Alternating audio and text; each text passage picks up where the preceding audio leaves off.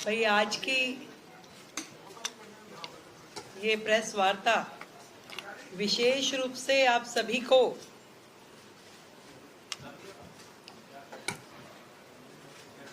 विकसित दिल्ली बजट 2025-26 के निमित्त जानकारी देने के लिए बुलाई गई है। और आप सभी जानते हैं कि सरकार बनने के तुरंत बाद से हमारा एक ही ध्येय है कि विकसित दिल्ली के अपने एजेंडा की दिशा में काम करें। उन कामों से दिल्ली की महिलाएं, दिल्ली के गरीब, दिल्ली के युवा, दिल्ली के छात्र, दिल्ली के श्रमिक, इन सब का जीवन स्तर सुधारने का जो वायदा हमने किया और दिल्ली को जो विश्व स्तरीय राजधानी बनाने का उद्देश्य जो हमारा है, इस बजट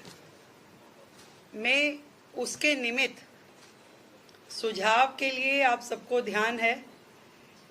कि हमने 3 मार्च को एक ईमेल आईडी और एक व्हाट्सएप नंबर अनाउंस किया था। और ये जो सेशन है हमारा 24 मार्च से शुरू होगा, जो 28 मार्च तक और हो सकता है उससे भी आगे एक्सटेंड हो चलेगा। मैं आप लोगों को ये जानकारी देना चाहती हूँ कि ईमेल के माध्यम से हमें 3,303 सुझाव प्राप्त हुए और व्हाट्सएप नंबर के जरिए 6,982 सुझाव हमें मिले। तो लगभग 10,000 सुझाव, जिसमें उनके सुझाव, जनता की अपेक्षाएं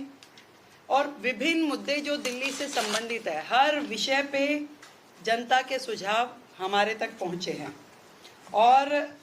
ये सभी सुझाव विकसित दिल्ली बजट का प्रारूप तैयार करने के लिए बहुत ही काम आए। और इसी तरीके से अलग अलग समूह,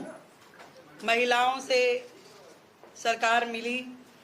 शिक्षाविदों से मिले, उसमें प्राइवेट स्कूल के भी लोग थे, उसमें हमारे गवर्नमेंट स्कूल से भी जुड़े हुए सभी शिक्षाविद रहे,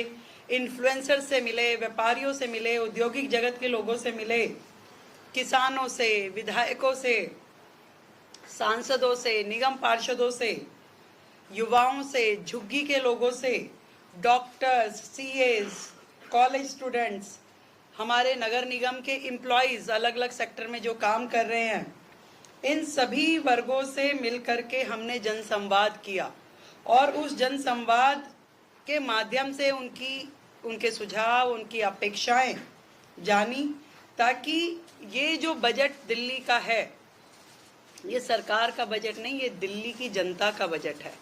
और दिल्ली की जनता के बजट में कोई भी वर्ग हमारी योजनाओं से अछूता ना रहे, इसका ध्यान हमने रखा। हमारी सरकार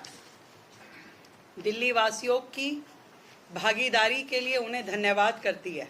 और इतने बड़े पैमाने पे जो उनके सुझाव हमें मिले उसके लिए शुक्रिया अदा करते हैं। और दिल्ली वासियों का ये बजट, जो जनता का बजट है, एक सकारात्मक परिणाम इस सब से मिलने वाला है। हमने विकसित दिल्ली बजट में दिल्ली वासियों से प्राप्त सुझावों को प्राथमिकता भी दी है और उनकी अपेक्षाओं का ध्यान भी रखा है। और इस सारे बजट में ये ध्यान दिया गया है कि जो साधारण नागरिक है और उसकी ज़रूरतों का हम ध्यान रखें।